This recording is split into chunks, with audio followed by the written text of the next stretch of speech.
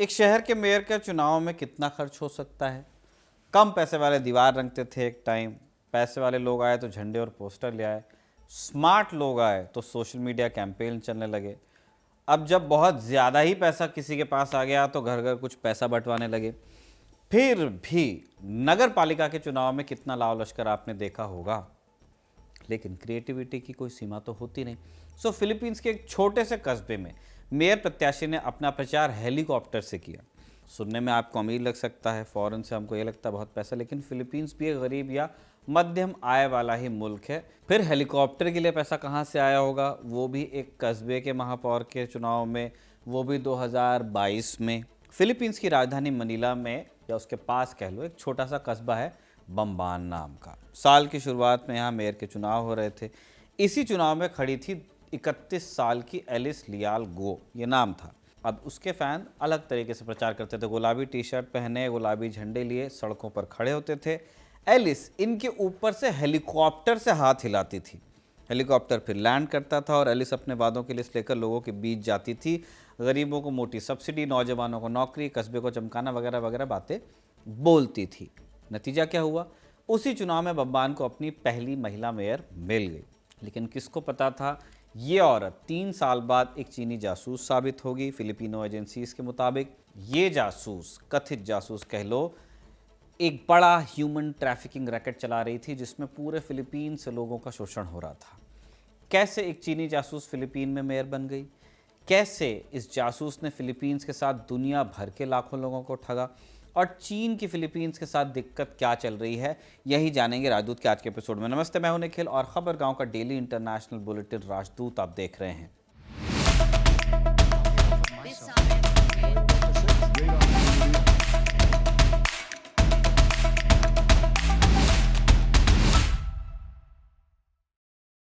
Philippines की एक court ने एक पूर्व मेयर एलिस गुओ को ह्यूमन ट्रैफिकिंग के मामले में उम्र कैद की सज़ा सुना दी है। कोर्ट का कहना है कि एलिस असल में एक चाइनीज़ सिटीज़न है जिसका असली नाम गुओ हुआ पिंग है। वो फिलीपींस में फ़र्ज़ी कागजात बनाकर नागरिक बनी थी और फिर मेयर का चुनाव भी उसने जीत लिया। एलिस गुओ 2024 से मेयर पद से बर्खास्त हो चुकी है। जुलाई 2024 में देश से भाग गई थी। इसके बाद उसे इंडोनेशिया में पकड़ा गया और फिलीपींस वापस लाया गया। तब से जेल में थी, अब उम्र कैद की सज़ा उसे सुना दी गई है। अब शुरू करते हैं एलिस की कहानी। फिलीपींस की जो जांच एजेंसियां हैं उनके मुताबिक 2005 में जब पिंग छोटी थी तब झूठे डॉक्यूमेंट्स बनाकर एलिस नाम से उसने एक झूठा बर्थ सर्टिफिकेट बनाया फिलीपींस में। बाद में पता चला कि ये नाम किसी दूसरी औरत का था। एलिस गो इन आरोपों से इनकार करती रही। उसका कहना है कि उसका जन्म फिलीपींस में हुआ, उसकी माँ फिलिपिनो थी और पिता चीन के फुजियान से थे। वो अपने पिता के साथ फिलीपींस में रहती थी, बम्बान में। पिता उसके पिग फार्मिंग करते थे, सुअर पालते थे। एलिस मदद करती थी और 17 साल की उम्र तक वो अकेले ही पूरा फार्म संभालने में लगी, क्योंकि उसके पिता अक्सर घर पर होते नहीं थे। अगले 10 साल में एलिस ने काफ़ी तरक्की की, रियल एस्टेट में उतर गई, ज़मीनें खरीदने लगी। 2019 में जाकर एलिस ने बम्बान कस्बे के बीचों बीच एक ज़मीन खरीदी। उसने सरकार से उस ज़मीन को कमर्शियल जोन में बदलने की परमिशन मांगी। हैरानी की बात यह थी कि 3 हफ्ते के अंदर उसकी रिक्वेस्ट अप्रूव भी हो गई, जो नॉर्मल से हट के बड़े तेज़ प्रोसेस की तरह लोगों को लगा कि यार इसका काम बहुत जल्दी हुआ। इसके बाद 2019 में एलिस ने कुछ लोगों के साथ मिलकर एक कंपनी बनाई, बोआफू लैंड डेवलपमेंट। ये कंपनी उसी ज़मीन को मैनेज करती थी, है ना, होल्डिंग कंपनी की तरह बन गई। इसी ज़मीन पर फिर एक बिल्डिंग बनी। उस बिल्डिंग में क्या काम होता था आम लोगों को नहीं पता था। 2019 के बाद एलिस ने मेयर चुनाव लड़ने की तैयारी शुरू की। 2022 में मेयर का चुनाव आया, धमाकेदार प्रचार हुआ, हेलीकॉप्टर उड़ाया, लोग बड़े इंप्रेस हुए। उभरते हुए नेता के तौर पर उसे देखा गया और फिलीपींस के राष्ट्रपति मार्कस जूनियर को सपोर्ट भी करने लगी वो, क्योंकि हवा फिलीपींस में भी चेंज हुई है। डुटेर्टे के जगह मार्कस जूनियर आए हैं। बम्बान में पॉपुलैरिटी बढ़ गई। एलिस ने सड़कें सुधरवाई, मेयर बन के बड़े बड़े इवेंट्स करवाए, खाना पार्टियां लोगों पर खर्च हुई। शहर में 2 नए फास्ट फूड आउटलेट्स भी आ गए, मैकडॉनल्ड्स और जॉली बी, है ना, इन्हीं के कार्यकाल में। अब वो उस कस्बे के लिए ये बड़ी बात थी। सब ठीक चल रहा था, लेकिन 2 साल बाद कुछ ऐसा हुआ जिससे एलिस असल में कौन है ये सवाल लोगों के दिमाग में आ गया। क्या हुआ? साल 2024 में मार्च के महीने में बम्बान में ढेर सारे पुलिस, बड़ा कारवां आकर के अचानक एक बिल्डिंग में घुसा। अब बाहर से वो इलाका एक नॉर्मल बस्ती जैसा लग रहा था और वहाँ रेड पड़ रही, लेकिन इसी बिल्डिंग में और इसके आसपास चाइनीज़ गैंग्स बसी हुई थी। ये गैंग्स पिग बुचरिंग नाम के एक घोटाले में शरीक थी। इसमें अमेरिकन्स के अलावा दुनिया भर के लोगों को ऑनलाइन ठग कर लाखों डॉलर हड़पे जाते थे रोज। पिग बुचरिंग इसलिए कहते हैं क्योंकि ठग पहले ऑनलाइन स्पेस में प्यार मोहब्बत का नाटक करके शिकार को बहुत अच्छे से पालते पोसते हैं, एक रैपो बिल्ड करते हैं और फिर उसका भरोसा जीतते हैं। इसके बाद उसको एक फर्जी इन्वेस्टमेंट स्कीम में पैसा लगवाने के लिए राज़ी करते हैं और आखिर में उसका सारा पैसा लेकर गायब हो जाते हैं। यानी एक तरह से जो पिग है जिसको आपने खिला पिला के मोटा किया, उसको बुचर किया, है ना। अमेरिका के अफसर कहते हैं कि ज़्यादातर निशाने पर बुजुर्ग अमेरिकी थे और ये ठगी पकड़ना बहुत मुश्किल था क्योंकि इंटरनेशनल मामला है, .com की दुनिया में हो रहा है, ऑनलाइन स्पेस में। पुलिस जब बिल्डिंग में घुसी, जो छापा मैं आपको बता रहा था, तो उन्हें नहीं पता था कि कस्बे की मेयर का ये रैकेट होगा। एलिस ने इस बिल्डिंग में एक ऑनलाइन गेमिंग सेंटर बनवा के रखा था, है ना। इसके बाद जांच हुई, पता चला कि 34 साल की जो ये मेयर है बड़ी चालाकी से दौलत और पावर हासिल कर रही थी। उसी का इस्तेमाल करके उसने 78,000 लोगों वाले इस कस्बे को गुंडों और चोरों के लिए एक खुला खेल फरूखाबादी वाला मैदान बनाकर रखा था। एलिस ने ही वो ज़मीन खरीदी थी जहां ये ठगों का अड्डा बना। कंपनी भी उसने ही शुरू की थी और गैर कानूनी कामों में उसकी पूरी मिली भगत थी। एलिस की शय पर ही गैंग्स ने हज़ारों लोगों को हायर किया जो इंटरनेट पर लोगों को फंसाते थे। वॉल स्ट्रीट जर्नल की रिपोर्ट के मुताबिक उस 25 एकड़ के कैंपस में बड़े बड़े डॉम्स बने थे, हॉस्टल्स, जिनमें हज़ारों लोग रह सकते थे। करीब 3,000 लोग तो मिले भी। ज़्यादातर चाइनीज़ मूल के थे, कुछ वियतनामी थे, कुछ फिलिपिनो भी थे। दिन रात शिफ्ट लगाकर लोगों को ऑनलाइन ठगते थे। हज़ारों मोबाइल्स, लैपटॉप्स और कंप्यूटर हाथ से पकड़े गए।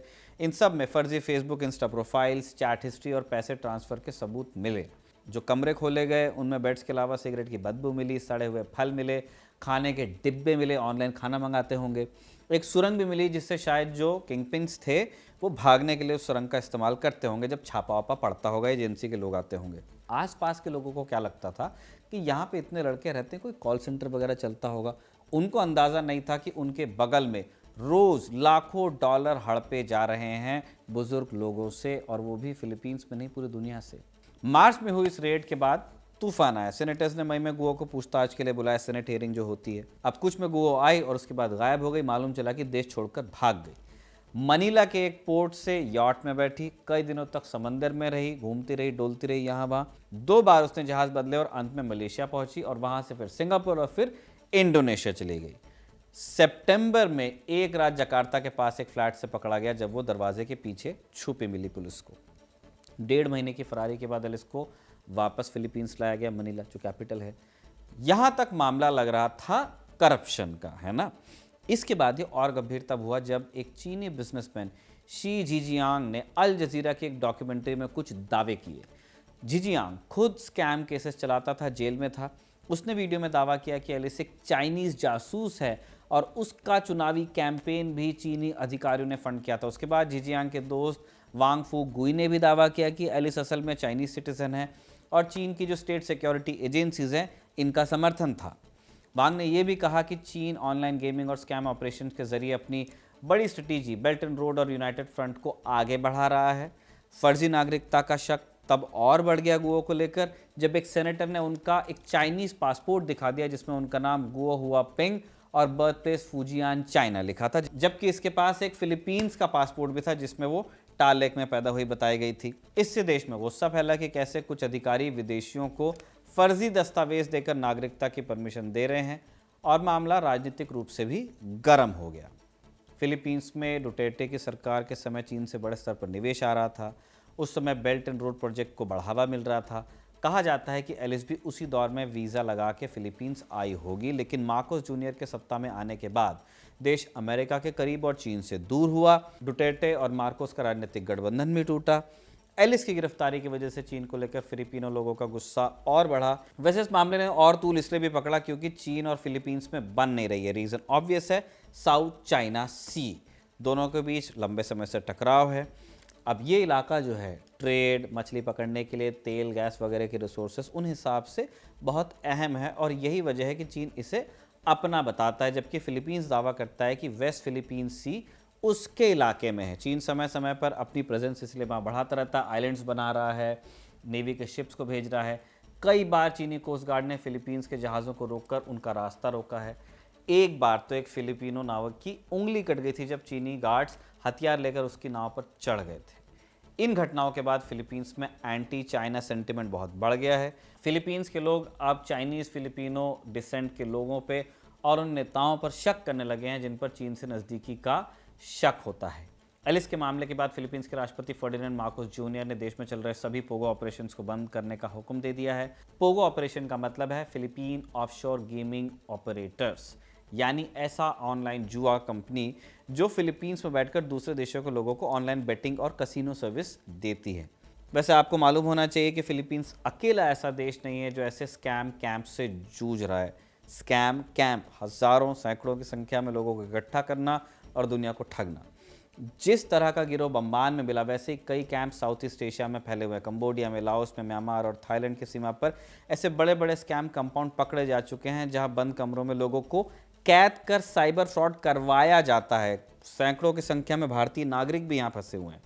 अमेरिकी सरकार के अनुमान के मुताबिक 2024 में केवल अमेरिका के लोगों से ही इन स्कैम नेटवर्क्स ने कम से कम 10 अरब डॉलर ठगे। वहीं यूएन का कहना है कि इस पूरी इंडस्ट्री में लाखों लोगों को ह्यूमन ट्रैफिकिंग के जरिए लाया गया है।